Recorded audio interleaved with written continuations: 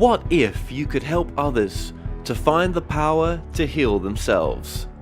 Physically, emotionally, and spiritually. When I started teaching my classes, it was in 2002, and I was just doing the past life regressions and contacting the subconscious part. But then as the time went on and we found how powerful this was and what we could do with it, a lot of the students began saying, you know, advanced past life regression doesn't really tell what it's all about. This is so much more than that. We think you should change the name. So it was a few years ago we decided to change the name to Quantum Healing Hypnosis Technique. And this is the healing technique that we've now been teaching it, well, since 2002, that's 12 years. What if you could time travel with them? Visit mythical places or angelic realms, other worlds, other galaxies. Help others to speak to their higher selves. You can. Dolores has taught thousands of people from across the world how to use QHHT, and now you can learn her method by going directly to dolorescannon.com. And don't forget to mention the discount code MORETALKS.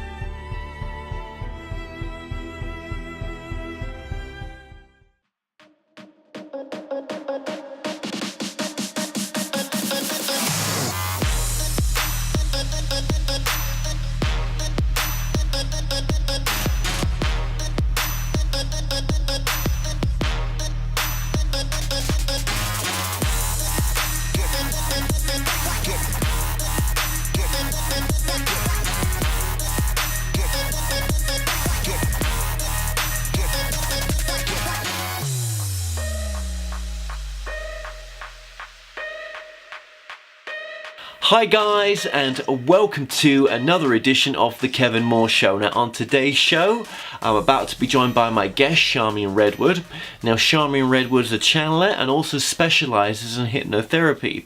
Now I had a hypnotherapy session with her while staying in Los Angeles and filming my documentary, and I've put that hypnotherapy session at the end of this video for those who might be interested in watching that, because I think in general there was a message for everyone in that session that I had for myself.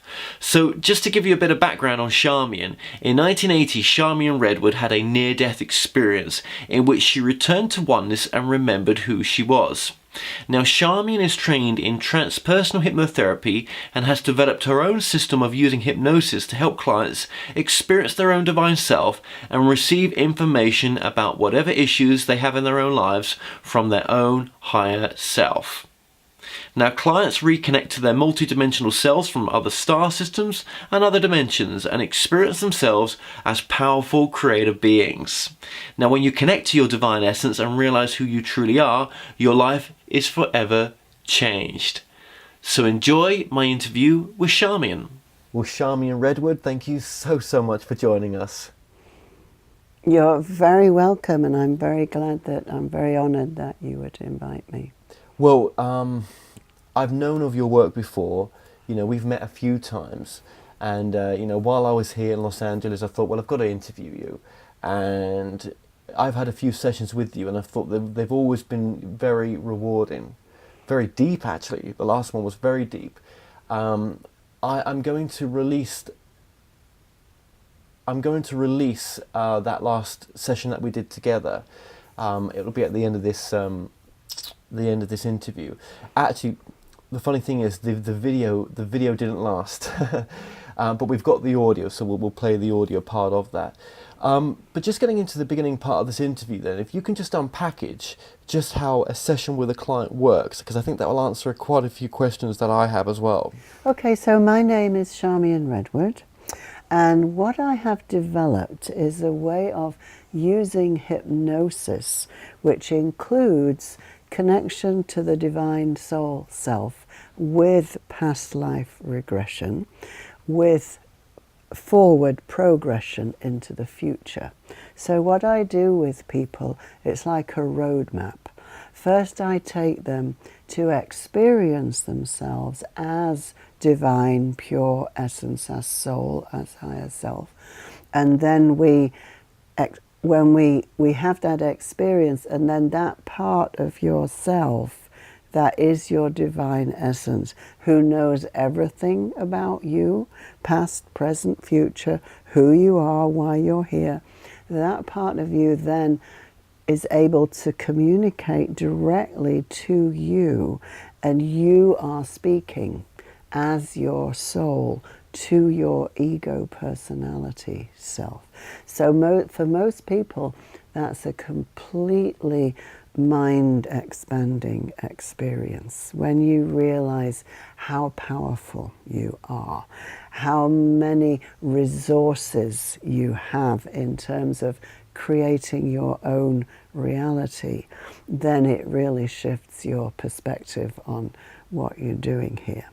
So the next thing is that we bring that God self, divine self, into the physical body as a light. As usually people see it as a golden light body. And we let that infuse into the physical body. And then we look at where is it being resisted. Where are the programs being held? Where are the negative emotions being held? It's often around the organs, the heart, the lungs, the liver. Anger is stored in the liver. So then we release all of that stuck energy. And we look at, if you have any issues in your life, we look at what is the cause of them. And it's the soul or the divine self that guides the whole session. So say you have an issue to do with relationship, that you're not able to have a positive relationship that actually works, then we will go into what was the original cause of that, which may take us into past life regression, quite often does, and then, or it could be childhood. So then we work with that energy. Basically, we are calling forth the wounded aspects of ourselves that we carry within us for millions of lifetimes, even stuff from way back. We're carrying imprints of everything that has ever happened to us. So every trauma that we have experienced in the hundreds of thousands of incarnations that we've been here has an imprint on our body.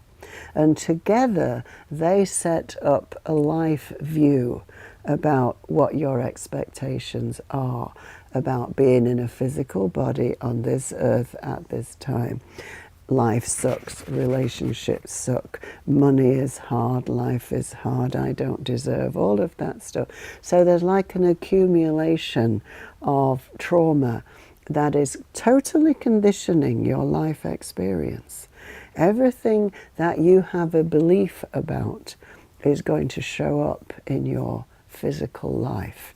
And a lot of these beliefs, traumas, buttons that we have are, in fact, I'd say most of them are actually nothing to do with this lifetime. We have contracts with people from other lives where we have issues that were not resolved. So they show up in this life, and pretty much you replay the same scenario. One's the master, one's the slave, one's the controller, one's the victim, all of that kind of stuff. And we think we're doing it for the first time. But believe me, every single person that is in your life is there because you have either some unfinished business, or you have something to do here together in this life. So then we clear all of that out. And then, now that the soul is in the body, I ask the soul, so how do you want to be expressed in this person's life?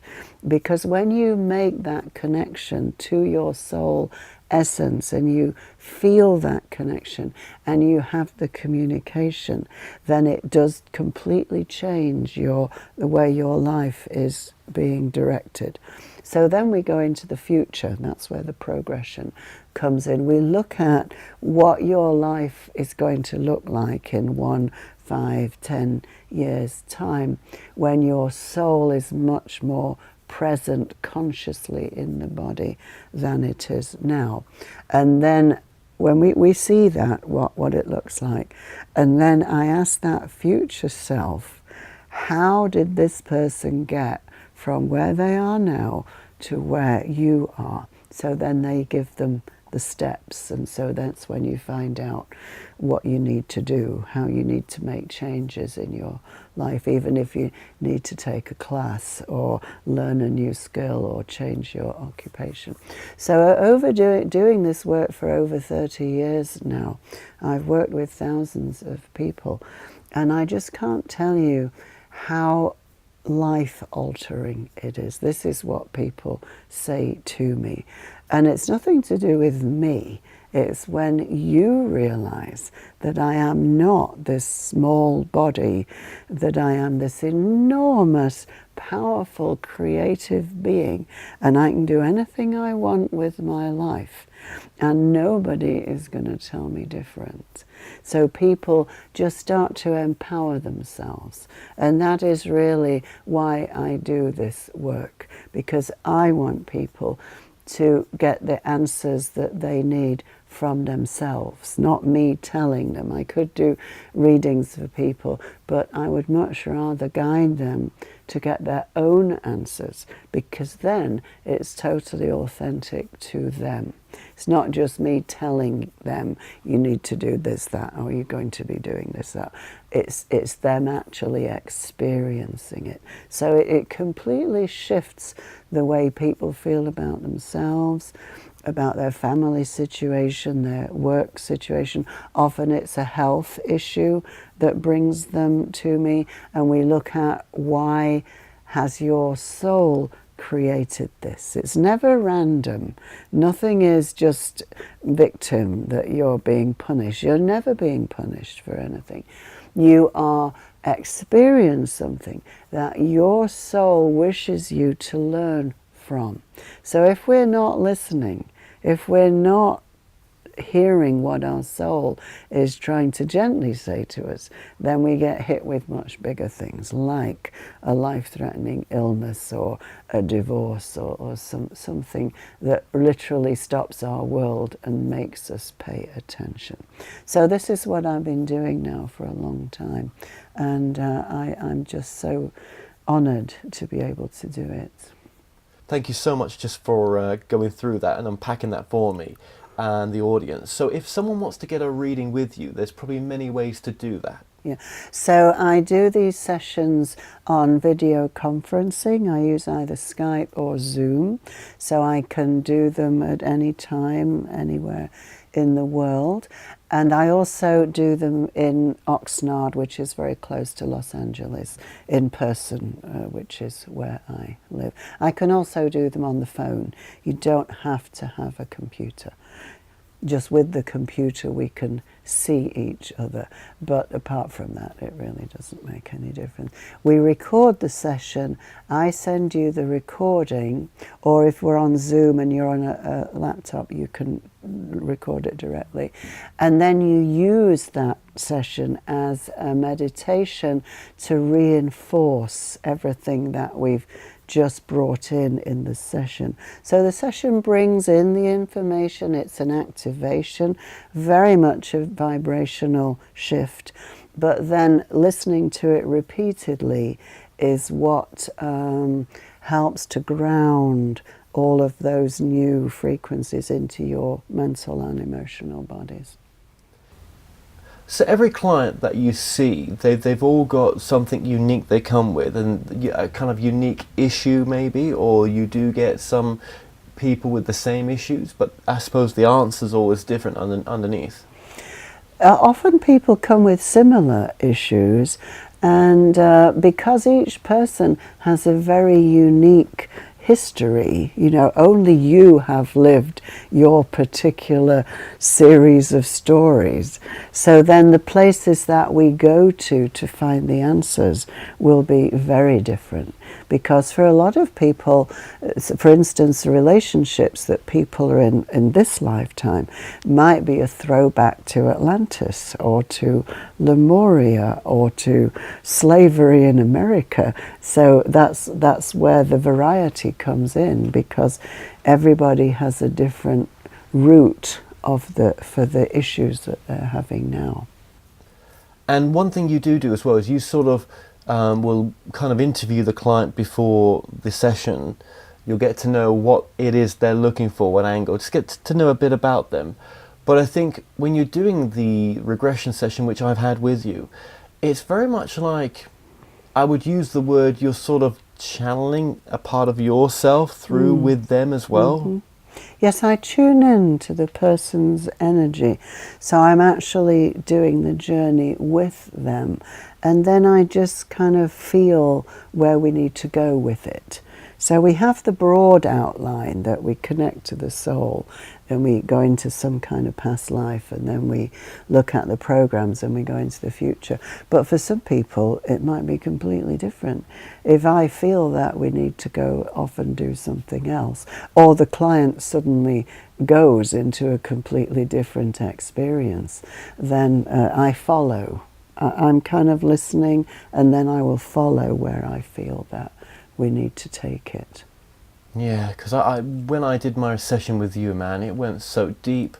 You know, I felt like I went to experience what happened to the Godhead, and that it actually gave its own self, its own life, for us to have this experience, and it was looking at rejoining itself at some finite end of whatever all this is. I mean, whether that's true or not, it helped me to get my understanding of what the nature of this reality is a bit. That we are all God. We are all this source, whatever you want to call it. Yeah, we were all birthed from the original source. In my channeling, sometimes it comes through that there's like a father-mother aspect to the source that gives birth to us. So we are created as these beloved children, and then we're given free will to totally screw up and make a big mess of our lives.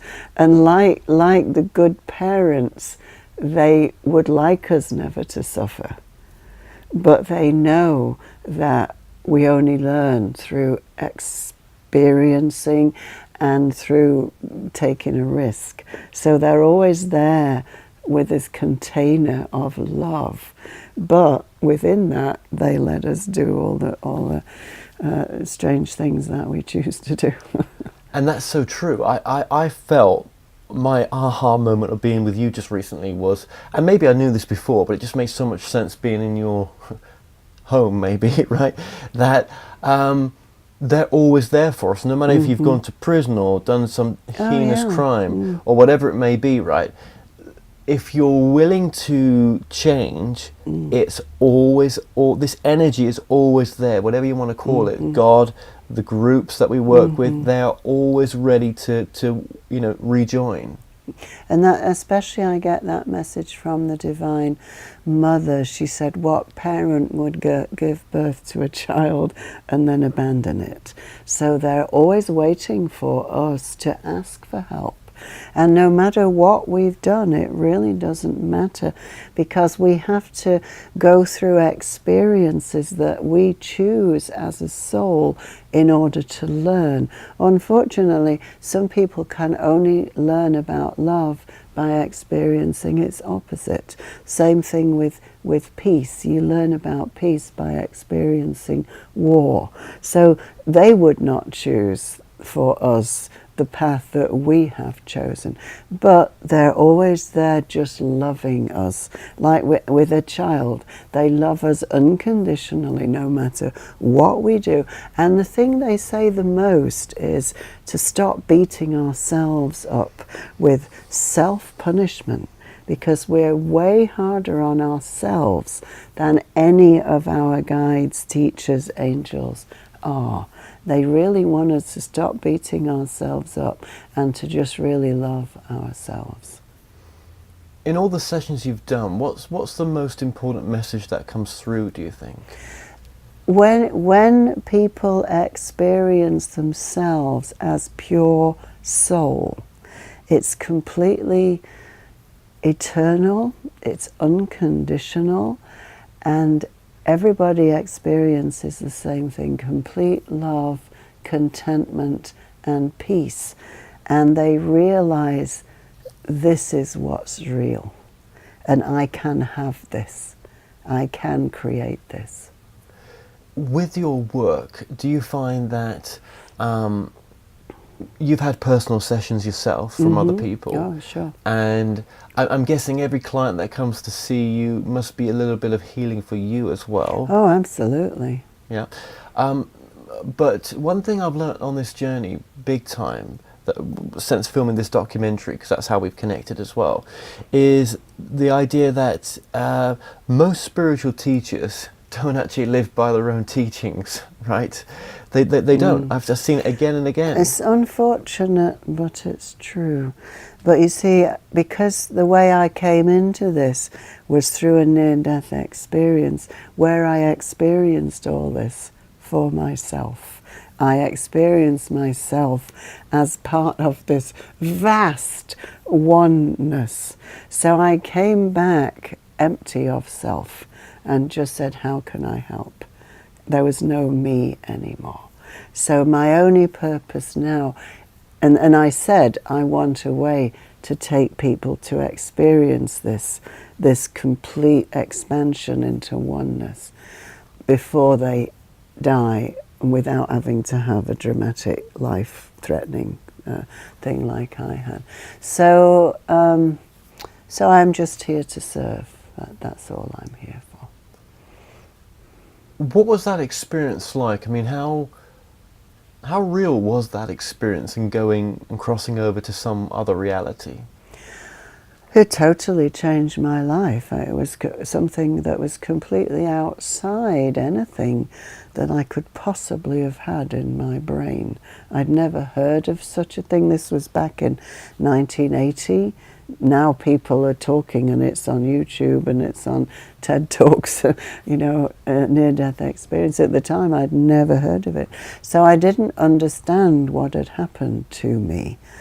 But I knew that everything I had done up until that point in my life was completely meaningless. And that the experience I had of going back into the source and connecting with not just my essence, but realizing that there's no difference. There is one essence, and everything is it. A tree, a pebble, a moonbeam, everything is the same substance. That was mind-blowing. Yeah, so now I just feel grace and grateful that I had that experience. It changed my life. Through it changed my career, so I stopped teaching school and I started to do this hypnosis work. And so it's changed many, many people's lives. And here you are, sat in Los Angeles. Yes, city of lost angels.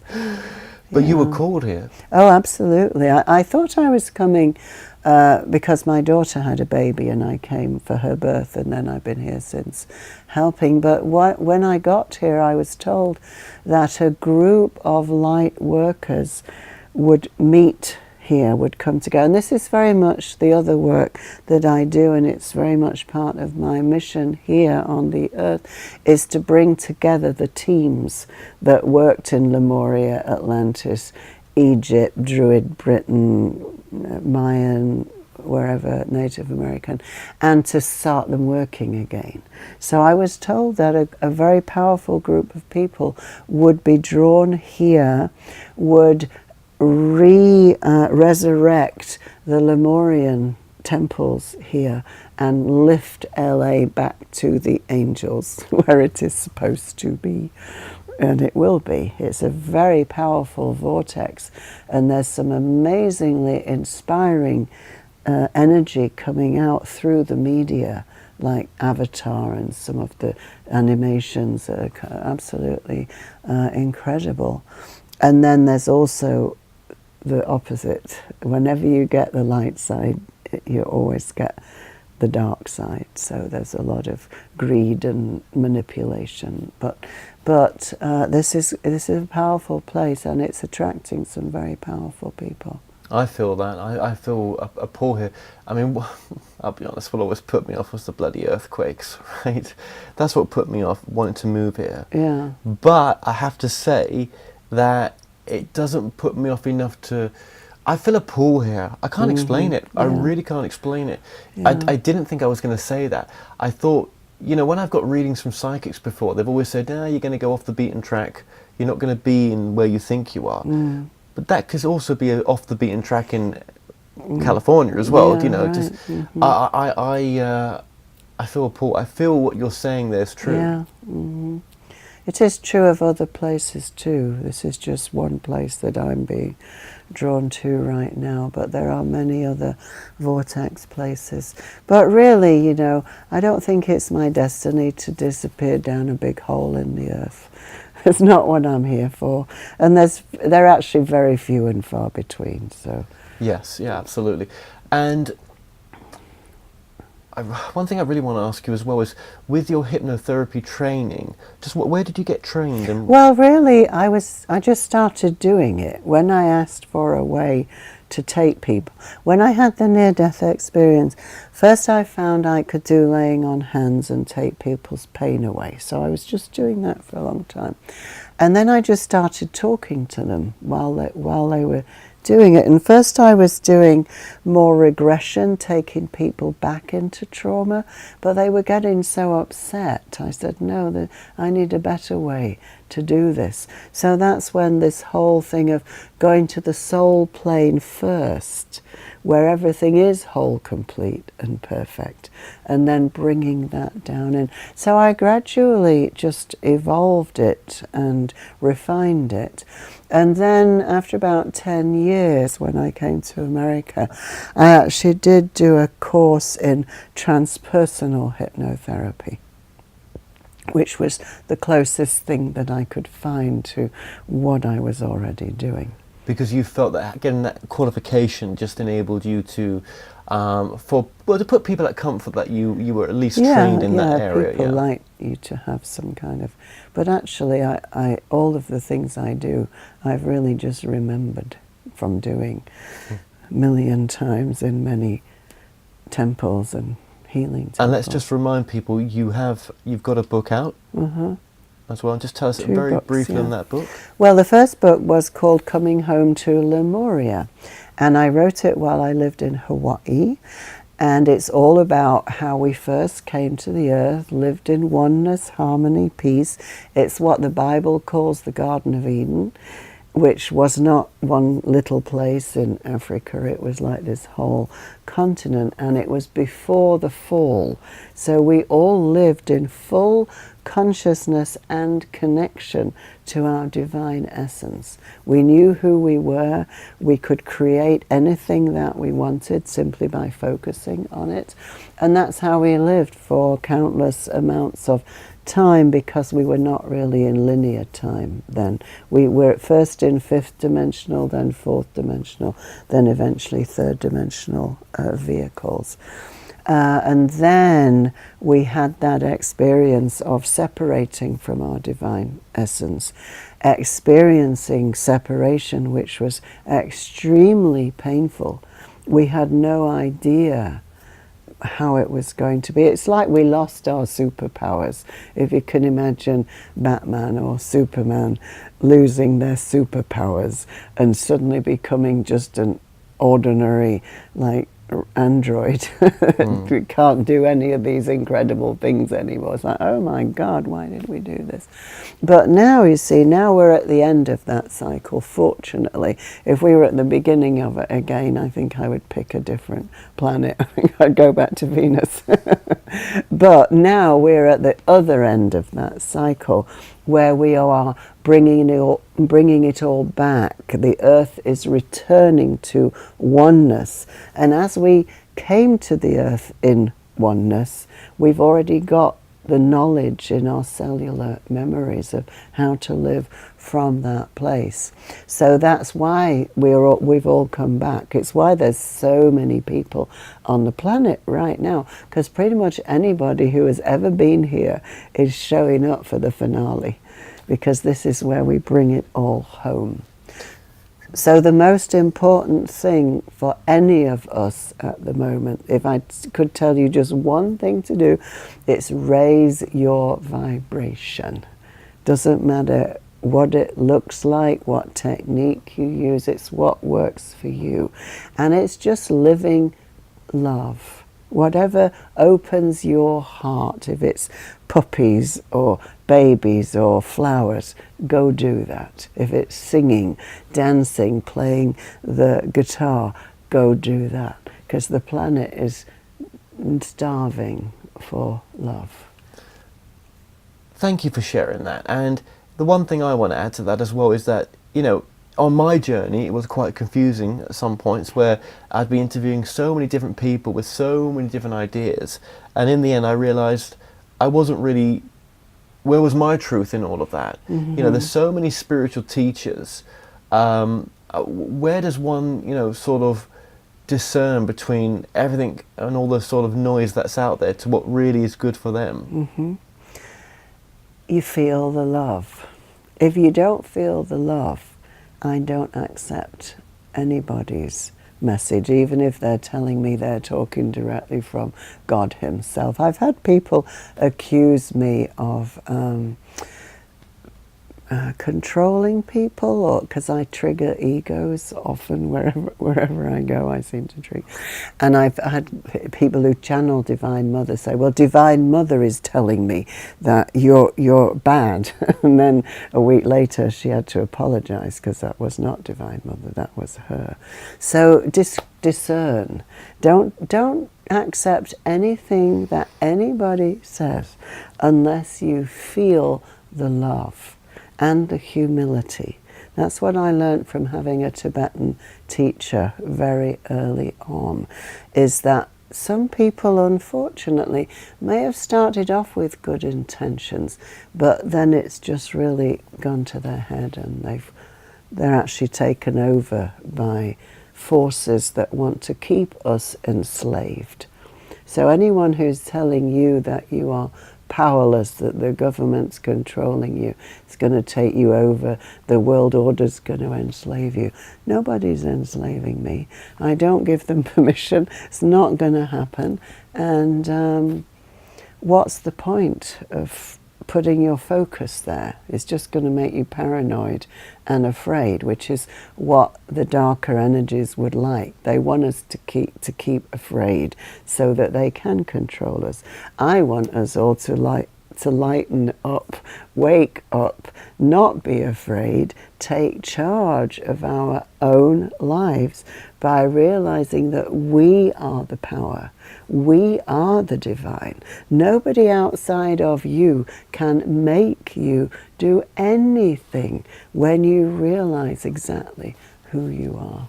And these dark energies or forces, I mean, these are, whatever these are, they're a natural side effect of reality creation, I think. If you're going to have this type of reality which we've got, it's always going to make those polarities of hot and cold, good and bad. And good and bad is a judgment, really. You know, whatever these energies are, you know, they think they're doing the right thing. This is their truth, and they, you know, they're not wanting whatever ascension, or not ascension, but progression that we could They have. don't want to. No, there's a difference. Really, the difference is the love of power or the power of love.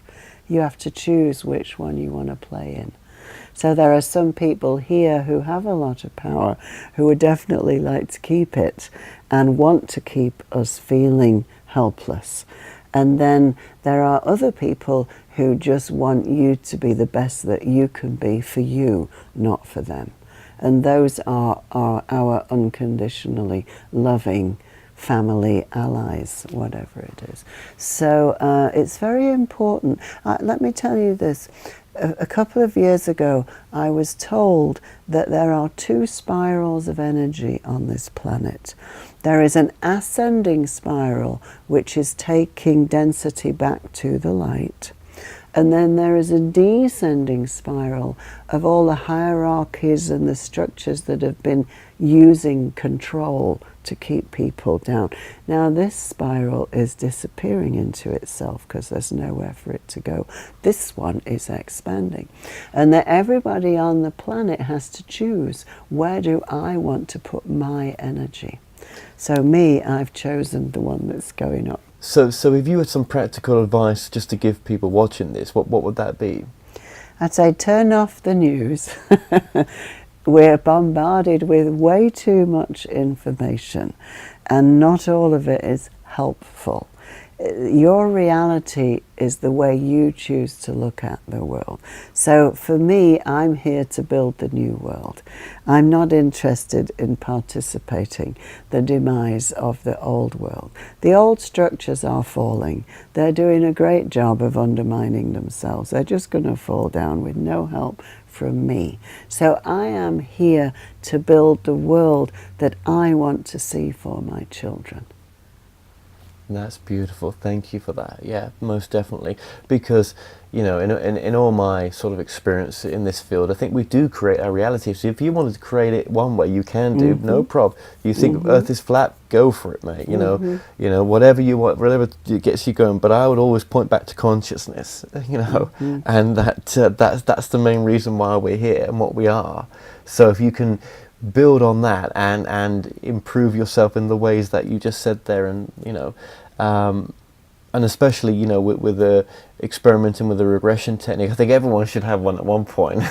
Oh yeah, because it's totally mind-blowing. It's like how it's kind of experience you might have some people experience it doing mind-altering drugs, but personally those are too harsh for my system. I can't tolerate them. So doing this hypnotherapy, it has the same effects. It takes you into a complete out-of-body experience, deep connection with what I call the real world, which is the divine. And then it gives you a different perspective on what's going on here. It so does, and sometimes it may not be instantaneous change. It may be change over many months. So when you do that session with someone, because obviously I've done it in person, people can find you in person by coming to California, right? Just outside LA in a place called Oxnard. But if they want to do it remotely, they can do as well.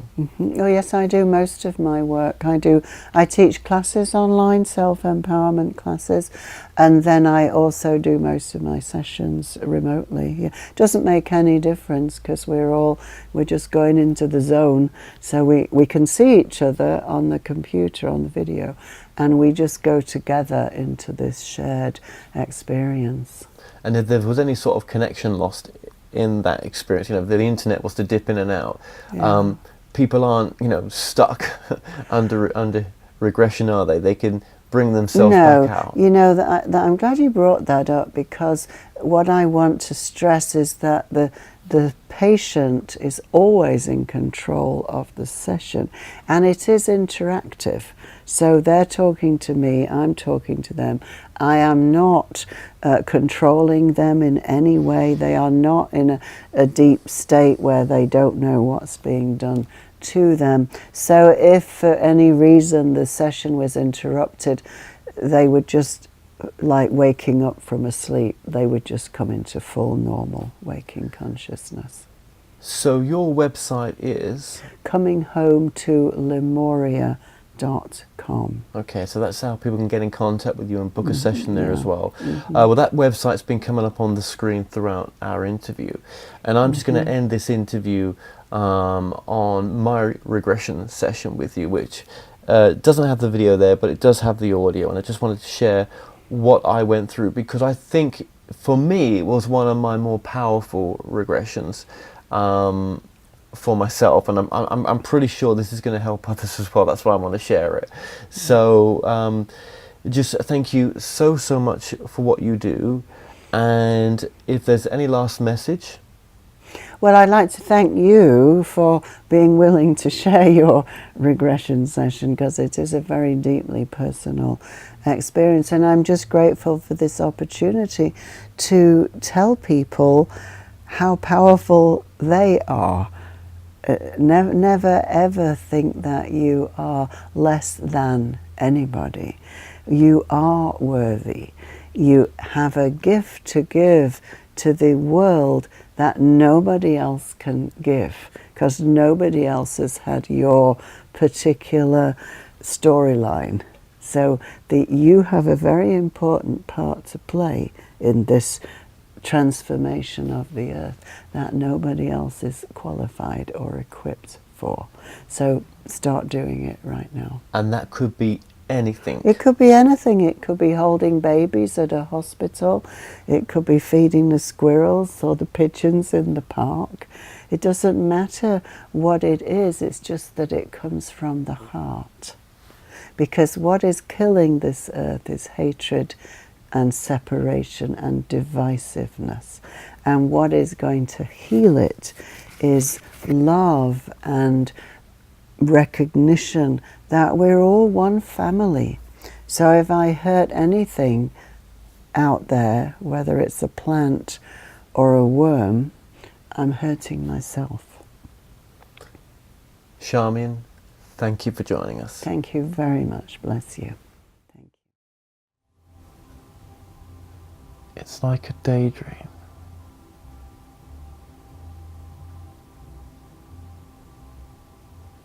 Why am I back there?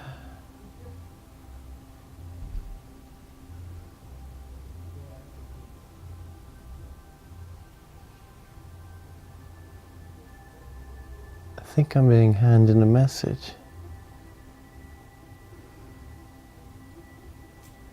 What does the message say?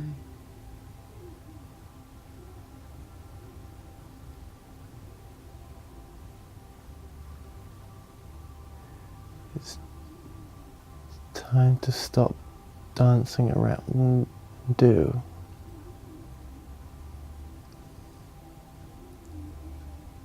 Dear Kevin,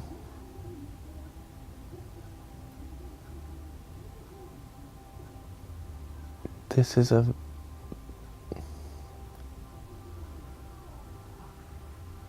dream that you are in.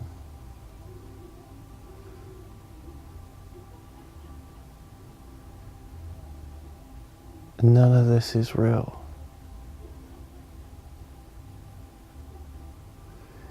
Even the way that this message is being delivered to you is not real.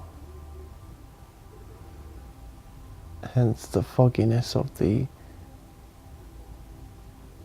way the message is being portrayed right now. There are no definitive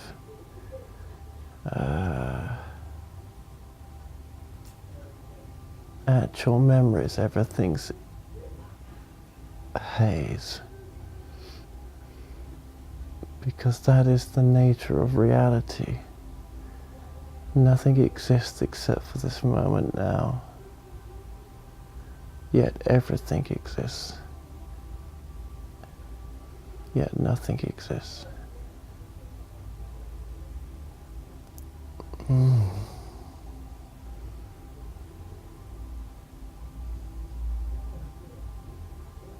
This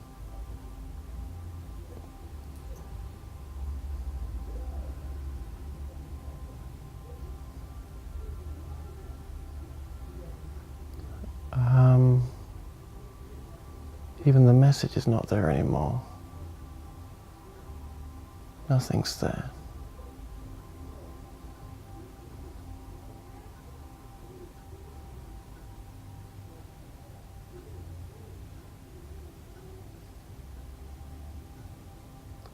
I'm in space.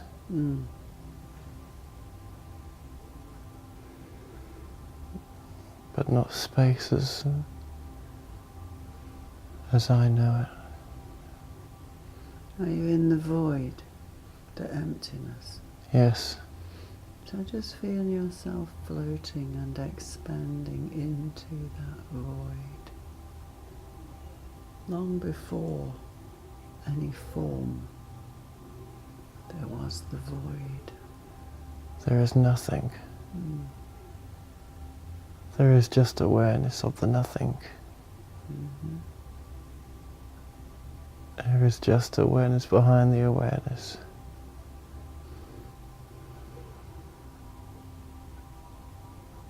I think I am the nothing, floating within myself.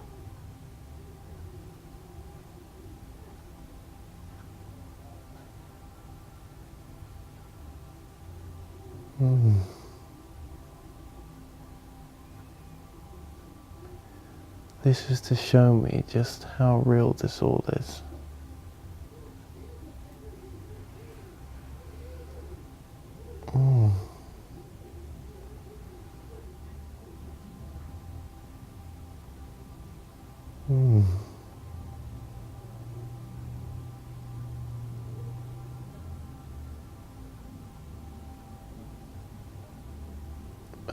This is a regression session within the nothingness.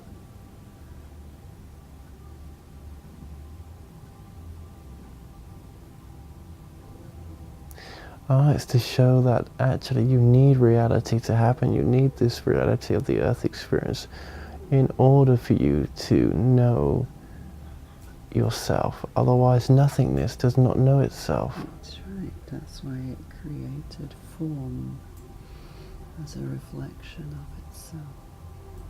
Wow, this is what nothingness feels like.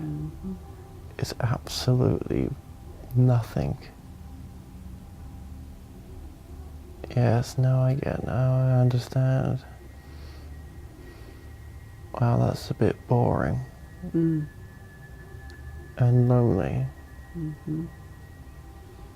And just nothing. Absolutely nothing. But nothingness is still that black color.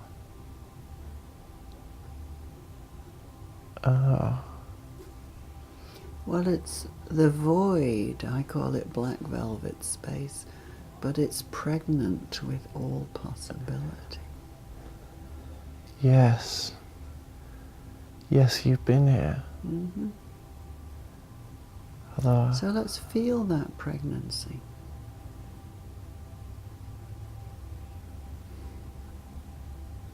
whoa. Then there is everything. There you go. The universe. The magnificent universe. The infinite universe. It's so beautiful. Oh, wow. Yes. Yes. Okay.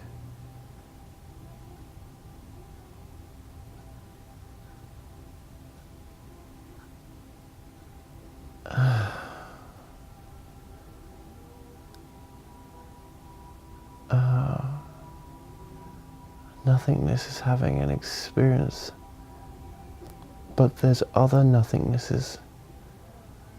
There's other aspects of the nothingness that's having experiences as well. There's not just this nothingness. Other nothingnesses are having their own experience. Other aspects of the nothingness is having its own experience.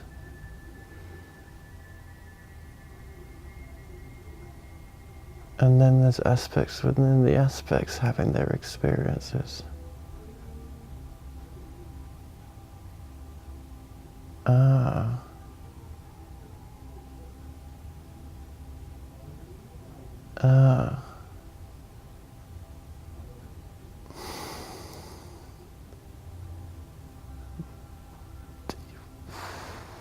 Wow. Ununderstandable. Ununderstandable. So let's go into a specific aspect. Let's look at the divine essence of Kevin that was born in the void. It was created in the void, that spark of light that was born in the great womb that is the void. Let's feel him. The light that was born from the darkness. Can you feel that? Or see that?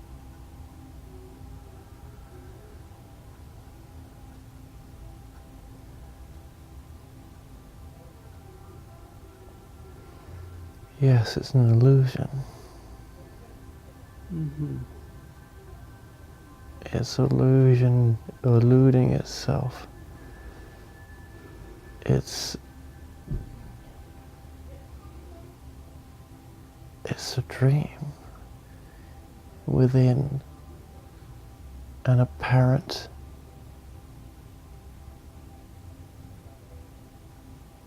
state of deep sleep. The voidness is asleep, and it hasn't even woken up 1/10 from the nothingness. We are a fraction of expression of a deep sleep trance. Nothingness is asleep,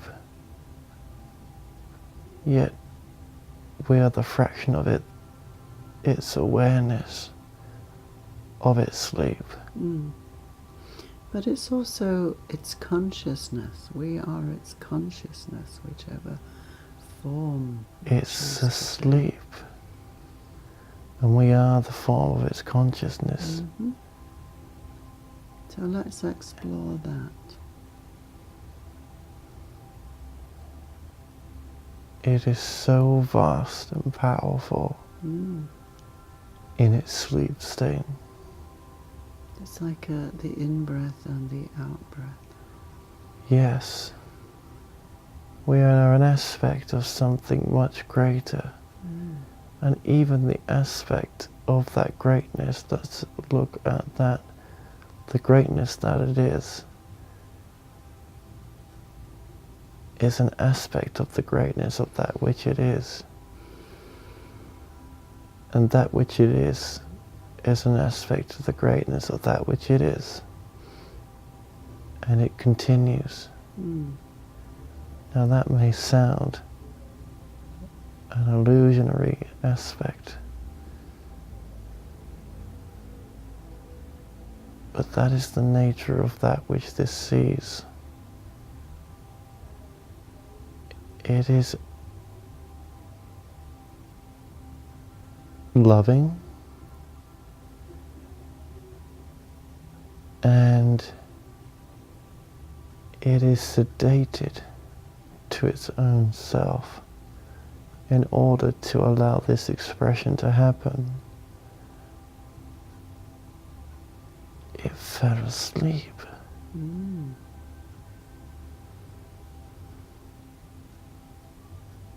To allow this to take place, yet it is highly intelligent and highly aware.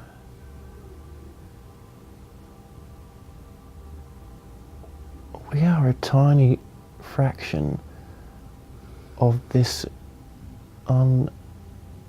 unimaginable awareness, and in that tiny fraction, all that is that's here now was created. Dimensions, realities, parallel universes. It's a fraction of something much, much bigger. Yet that which is kind of unaware, yet all aware. It's not a paradox as such. It's an allowing. To allow this to be. The blackness, there is a pinprick of light in this unlimited awareness of blackness, and that pinprick is all of the realities that this experience is. It's just so vast.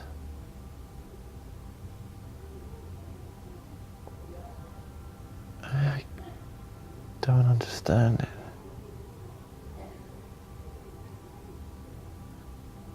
It doesn't understand it.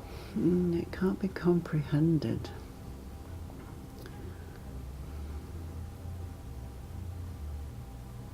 It's like it's almost not. Wow.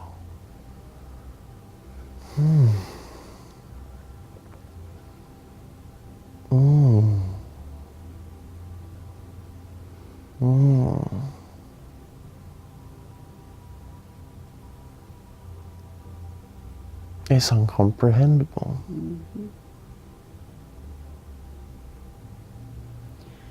So why did your essence bring you here to have this experience of the void? What did it want you to know or to understand about yourself?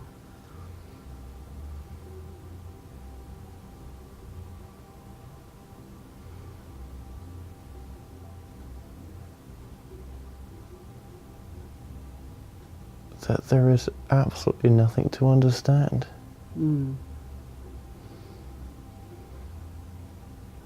And yet, our understanding as the pinprick of light is this itness.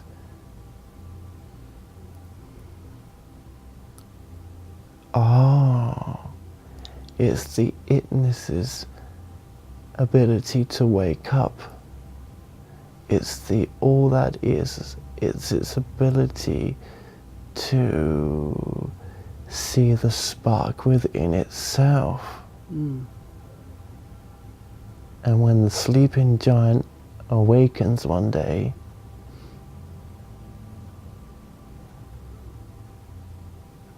it's the next evolution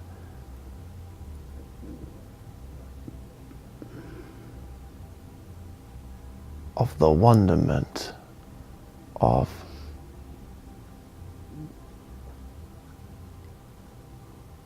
infinitive consciousness. We are its pinprick of light. It's like starting a car engine. You kind of, on a cold day, start the cold engine and it just won't come to life. Maybe the battery's flat, or maybe there's some other engine fault developed from the coldness. But we keep turning that key and just maybe it comes and sparks to life. It went to sleep for us to know ourselves and for us to wake it back up. We are its hope. We are its future. It's wanting to evolve us and it. Our evolution is its awakening again. It's gone to sleep to know itself. Through us, by us allowing it to give it life if we so choose to do that.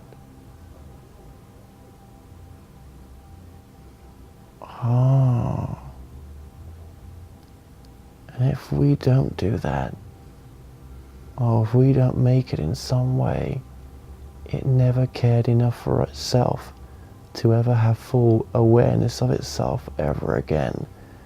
But to give us our experience, it kindly gave its life for us in that sense. It may never wake up again to its fullness, but it was worth itself going to sleep for this subdividence in this miniature size of evolution which we are compared to the allness that it is, for it to have this experience. It gave its life for us. Wow. Good God. It killed itself off for us to be here. Put itself to sleep is a better word, because nothing dies. It It's simply returns to a different... dead right now.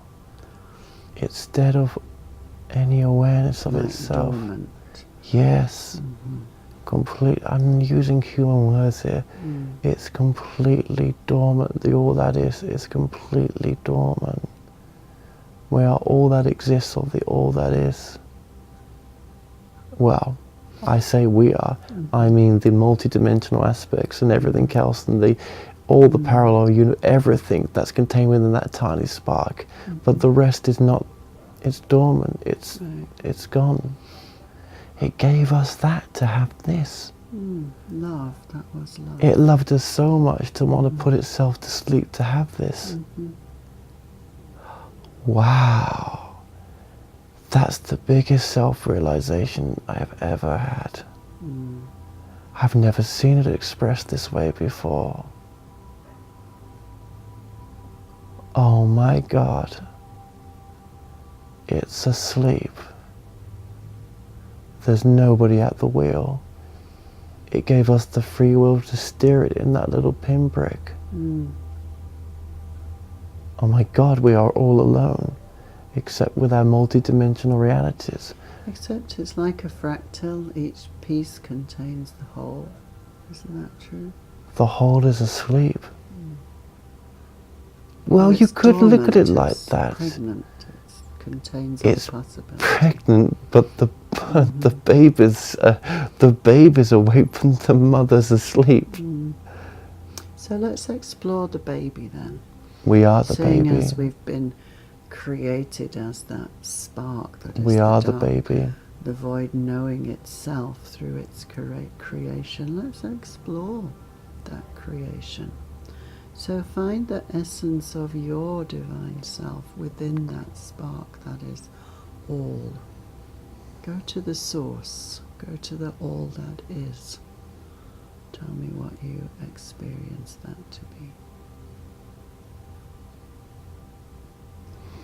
Right now, the all that is actually only available as a cut down version of itself in one sense. So actually the all that is much higher than the human evolution or the human perspective. So yes, there is multi-dimensional layers above layers above layers above layers, like Seth would channel to Seth 2, blah blah blah. There's layers above layers above layers.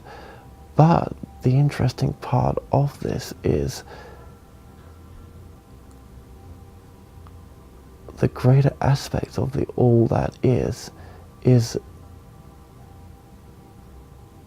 gone. It's dormant. It's not even asleep.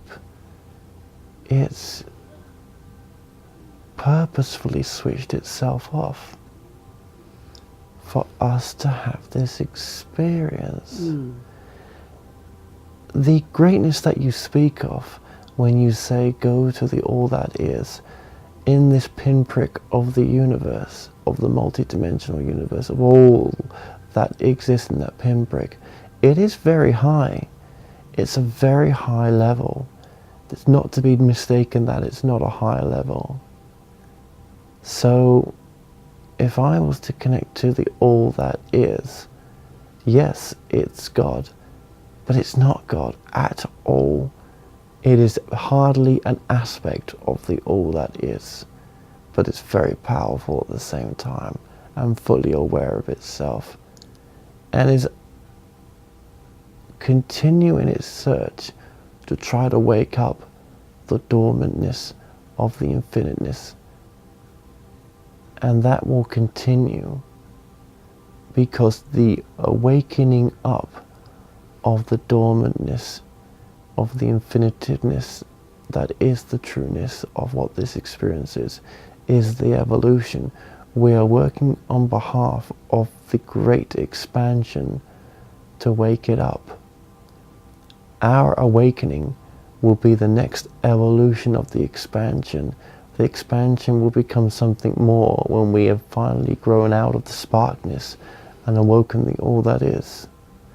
It's an expansion that it was looking for, that it couldn't give or get anywhere else.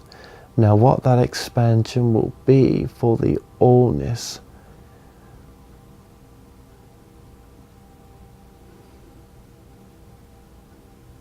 what is the expansion of the allness when it becomes awaked again? Bear with us.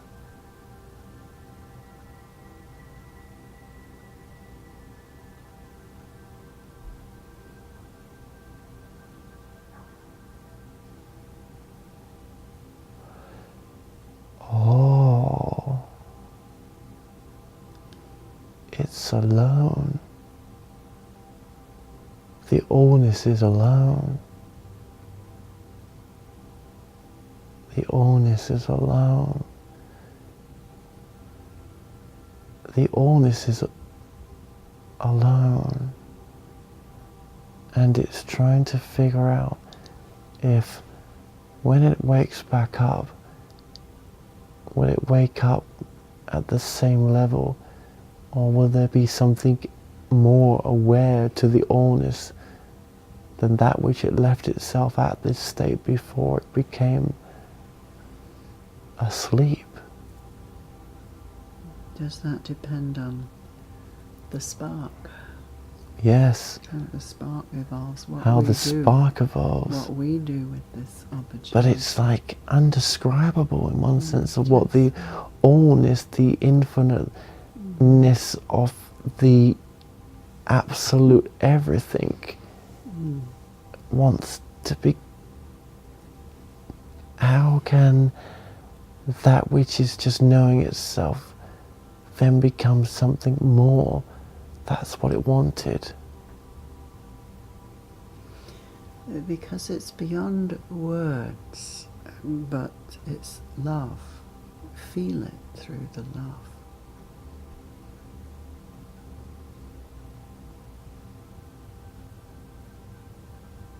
Because love can be everything, and only love can be everything.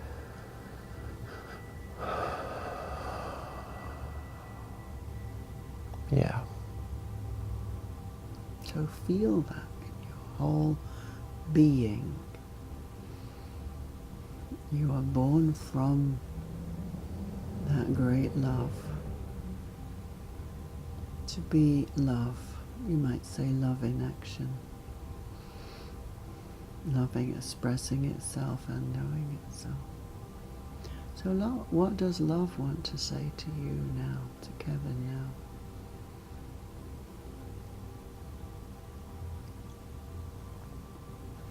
But it's simple, isn't it? Mm-hmm. But it may not be the words you think we're going to say. Mm-hmm.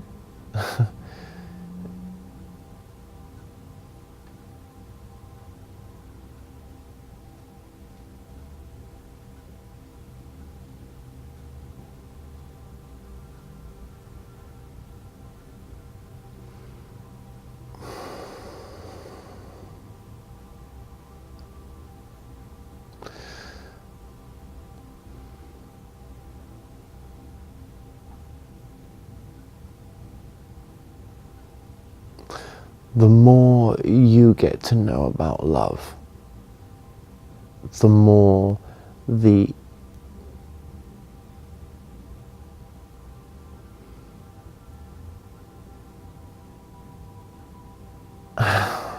more the source gets to know about love. Mm-hmm. And to make sure that its version of love towards itself was an authentic version, and whether it can grow in its understanding of love towards itself. And if love was all that the Oneness has or had before it went to sleep, then that's happy enough for it to stay as it was, a sentient, awareness of self? Can love evolve to something else? Is there love all that matters? Is love that all that is? And what is not love? And a spark was a more precarious way of carrying this experiment out. But do not mix the words of spark to not mean an awesomeness of infinite, massive intelligence, and in that spark, the spark is infinite, as your universe is infinite. Or so the illusion allows you to believe that that is so.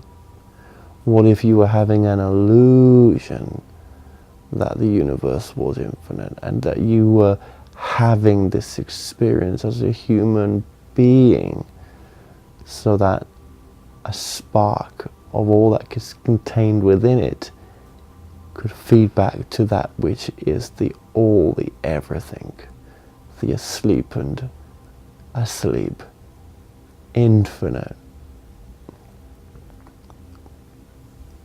undescribableness that sleeps right now. Human words. So let us explore then this spark that is going to turn back, return to the void, to help it to move to its next phase of evolution.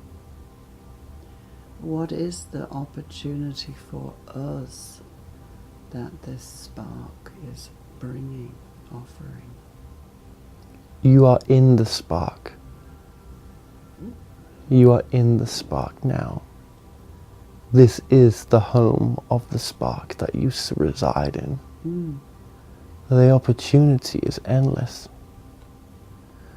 The opportunity is infinite, what you can do right now. It's given itself this opportunity. He, she, it. It bears none of these resemblances. This invisibleness has given itself this opportunity, almost like ways to create new entertainment for itself. It was not very entertained the way it was, and this is much more entertaining to it if it awakens. And that's a hard one to swallow, because that which has set itself to such a deep level of sleep, you see, maybe sleep's the wrong word. It could be a dream. It could be we are in the dream of the all that is, and this is the spark of a dream. All this analogy that's been given right now is a dream of the all that is, and its way of giving you an understanding of what it may be without forcing its truth upon you.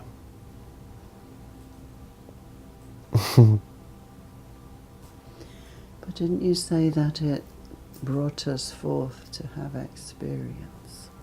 Of course. Of so course. Let's have a look at what our particular arena. We are these humans on a third dimensional planet having the experience. So what is our purpose here in the whole journey of the spark and the sending forth from the void of these aspects?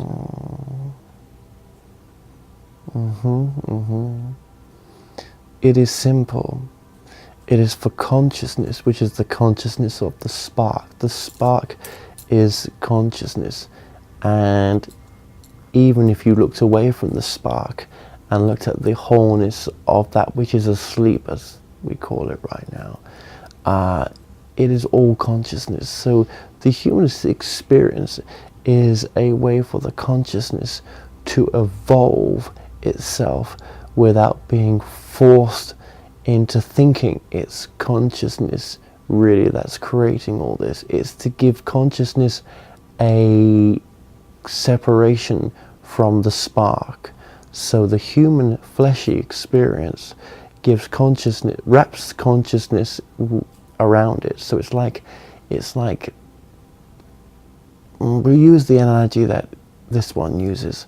It's like consciousness puts on a spacesuit, but rather than exploring the human experience, it's almost using the human experience as a separation from the spark and a separation from the asleepness of the void, so that it can know itself in a very finite way. Its consciousness finitely knowing itself, separated from even the spark, so that when that finite atomical structure of consciousness then returns back to some aspect of the spark, it gets to know itself in ways that is not possible in other ways. It's knowing itself at a subatomic level, if you wish to call it that, so that it may progress and help towards the awakening of the mass of the allness. And it's fun. Mm-hmm. Is that something to do with knowing itself by knowing what it is not? Of course. What it is Absolutely. Not? That's another fantastic way of putting it as well. And again, whose truth is this?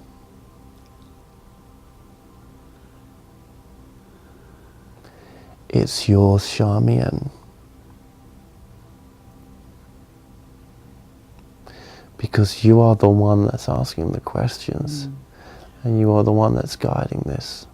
So I would like then to explore what is happening on the earth plane right now. Where are we in that journey of knowing who we are by experiencing who we are not? How is this part of the awakening? You see, that's so good what you've said there.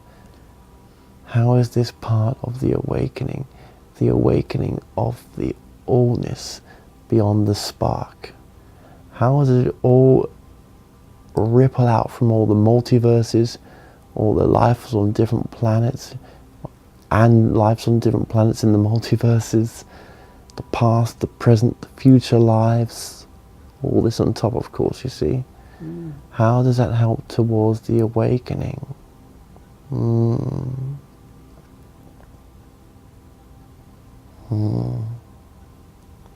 Very simple. Consciousness is getting to know itself through more conscious experience. As you become more consciously aware, then the consciousness evolves into ways that it couldn't do without such an experience. It is consciousness growing to higher dimensions of itself and expanding even its contrast as well at the same time. It's consciousness evolving to the point of an experience of itself, a reflection. It's a mirror. It's reflecting upon itself to reflect back. When you mirror something, that's when you get to see the full potential, and that's when you get to grow.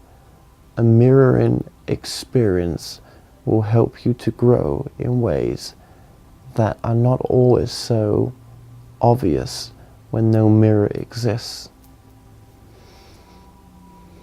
That's right. So, in a way, those of us in human form are also in a sleep state because we've forgotten who we are. So is somehow what we are doing down here, is that a reflection of the above? Being? Absolutely. And we are not able to give you the full picture. You have to come up with that with yourself. But who are we? If there is something aware of itself, who is the awareness of that self when the higher selves are supposed to be asleep?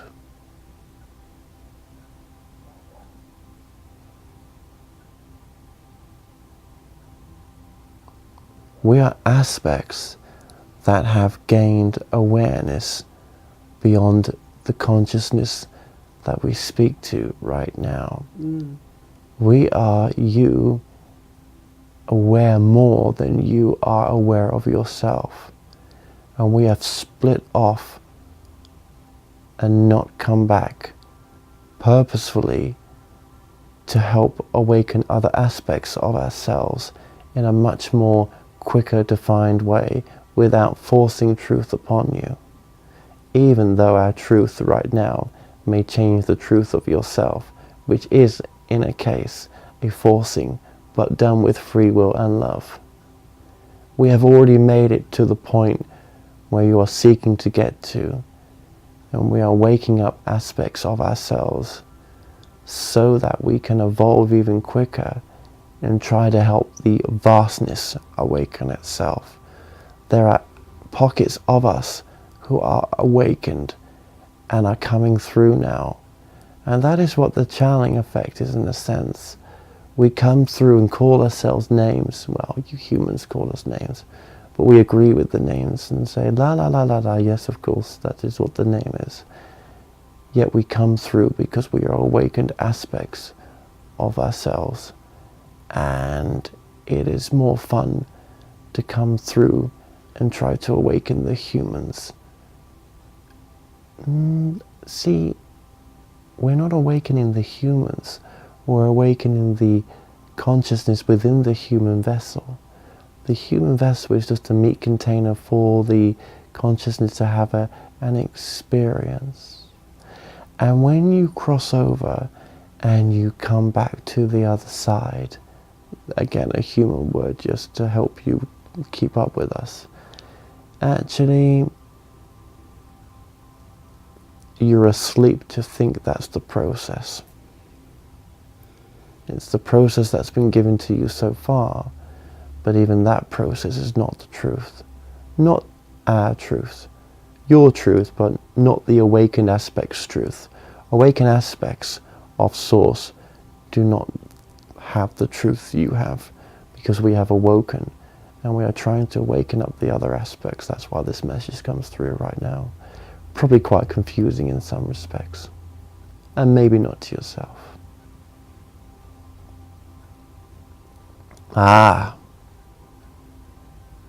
He says, you see, even this one we come through now, there's even free will for him, in the sense of, will he keep up with us, will he not? And he is with us and not with us at the same time. And he says, there, because he's just had a remembrance of actually what he's supposed to be doing. What is that? Where we'll talk with him, but through him. Okay.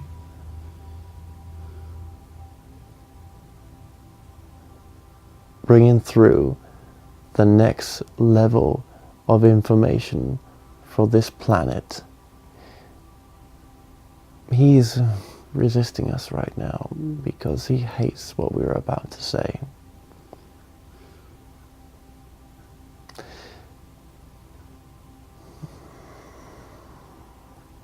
Get out the way. It's still his free will, once he's heard it, whether he wants to pursue it, accept it, ignore it. Or This one. Yes, it's still his free will, absolutely. Let's just I mean, he needs to know that. well, so he it would can hear be the message. useful if he could just He can allow the message. It doesn't have to be out the way, out the way. Okay, here we go. Thank you.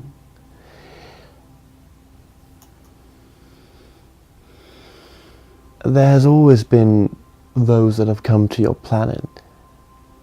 Some have called them prophets, some have called them sages, some have called them masters, evolved masters, conscious masters. Some have called them Christ consciousness. Such human words. But we were there at one point as well, so, you know. It is his job to show the humans the next evolution of the spiritual work, and to show that there's a vastness above that which has been brought out in this current timeline. And he will instigate others to do the same work, because it's time to get off the merry-go-round now, and now look beyond the teachings that have come through in the current time period that you find yourself in as this message comes through right now. There is an evolution of the work, and the evolution will be the reaching of the point to where we come through, to where we come from. We come from as highly evolved spiritual aspects of where you can potentially reach as well. We wish you to reach these aspects because we wish to evolve to try to get to the next level of consciousness, so that we can evolve the whole process of waking the sleeping giant up. That's what's really going on here, and that's also what's really not going on here as well. There's a paradox for you, because to give you the full truth is not going to help anybody right now. We would still say it's our truth, even saying what we've just said now, that there is a sleeping giant, that there is the allness, the undescribable aspect of what this all is, this huge, infinitive sleeping giant.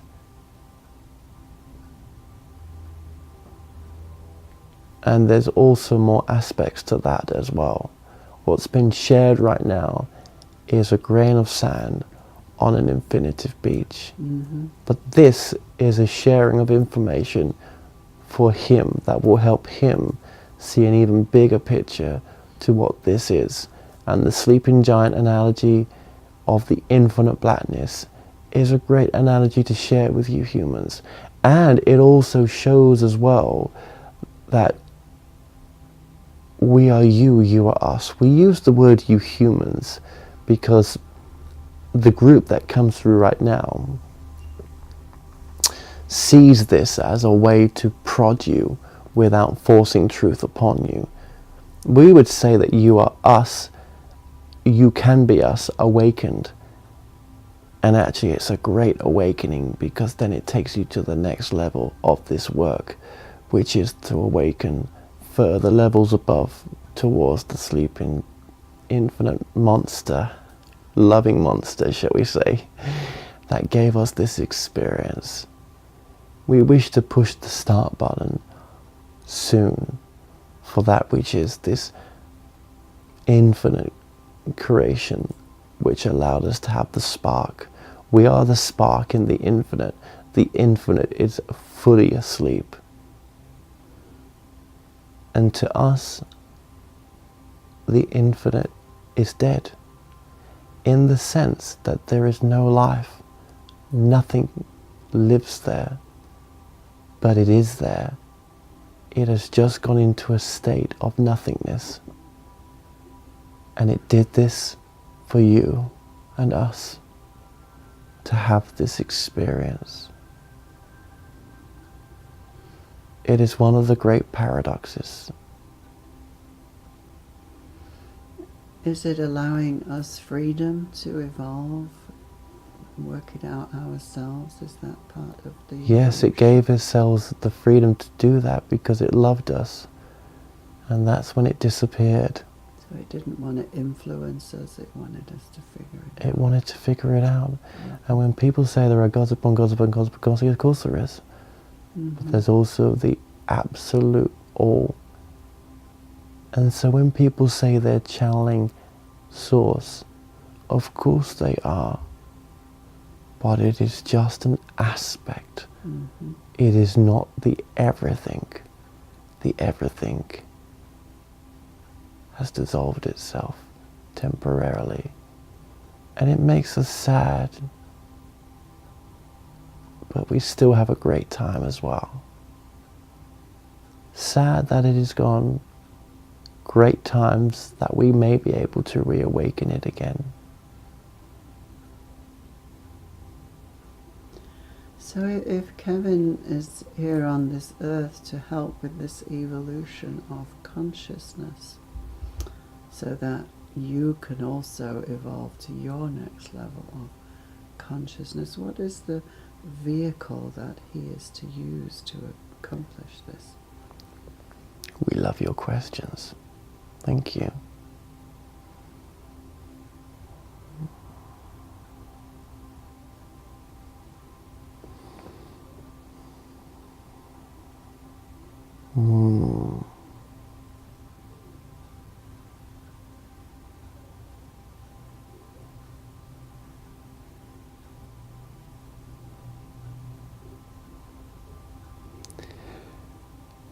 Yes.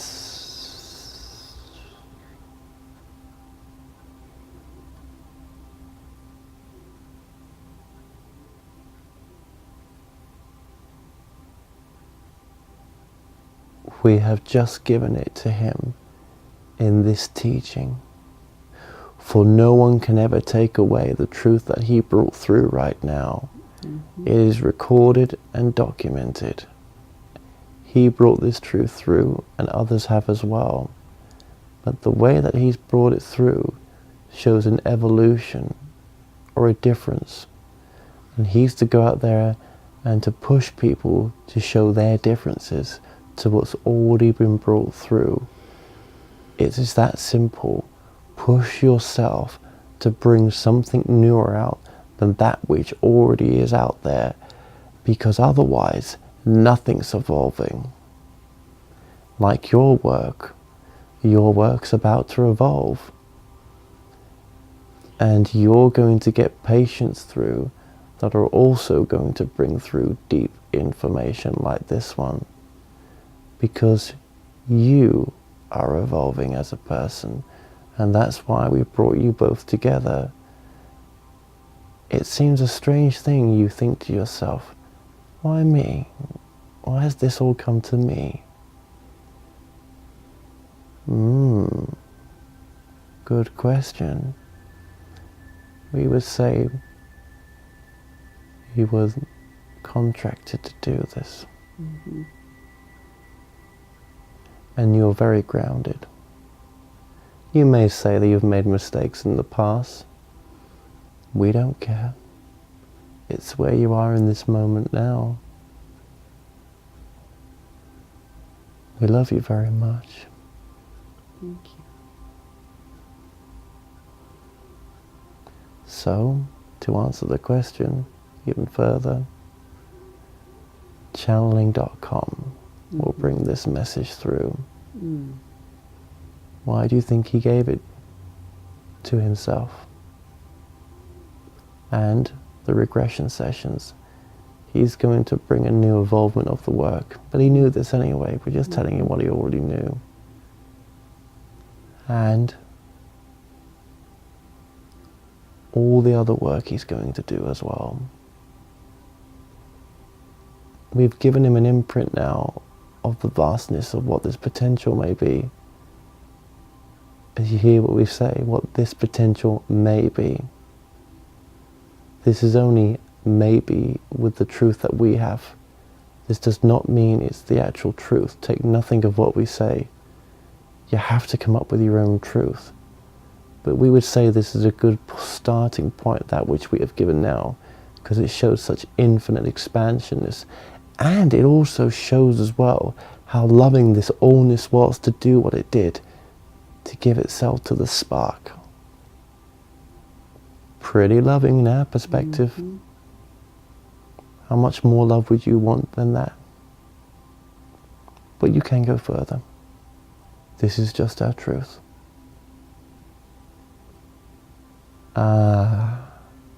Yes.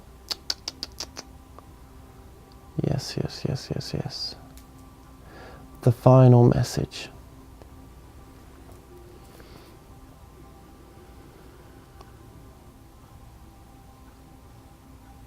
He's going to channel this message to the world.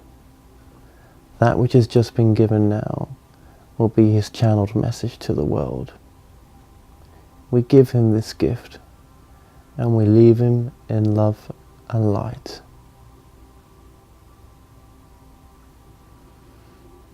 We thank you for the blessing of your presence, for the guidance that you have given Kevin. We are truly grateful. We love you. We look forward to our reunion.